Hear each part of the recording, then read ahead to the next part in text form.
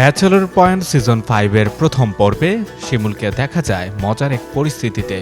সে মাছ বাজার করার জন্য বাজারে যায়।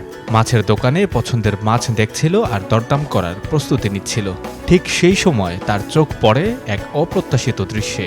পাশের একজন ক্রেতার পকেট থেকে অসাবধানতায় কিছু টাকা মাটিতে পড়ে যায়, কিন্তু তিনি তা বিন্দুমাত্র টের পাননি।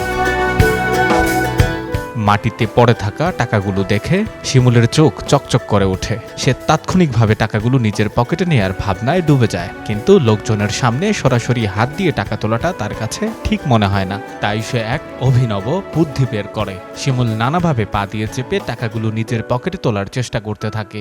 সে পা দিয়ে সেটাকে কৌশলে জুতোর তলায় বা পায়ের পাতার নিচে আনার চেষ্টা করে, যেন কেউ কিছু বুঝে উঠতে না পারে। তার মুখভঙ্গি তখন লোভ আর চুরির দ্বিধায় অস্থির। অনেক চেষ্টার পর অবশেষে শিমুল সফল হয়। এই অপ্রত্যাশিত লাভ পেয়ে শিমুলের মুখে আনন্দের হাসি ফোটে। নতুন করে মাছ কেনার আর কোনো তাগিদই তার থাকে না। টাকাগুলো পকেটে নিয়ে সে তড়িঘড়ি করে বাজার ছেড়ে বাড়ির পথ ধরে। প্রায় ২৬ মাস পর ব্যাচেলর পয়েন্ট সিজন 5 এর দেখা পেল দর্শক। গতকাল কুরবানি ঈদ উৎসবের প্রথম দিন বঙ্গতে মুক্তি পেয়েছে সিরিজটির ৮টি পর্ব। ৮টি পর্ব একসাথে দেখতে দর্শককে গুনতে হবে ৪০ টাকা।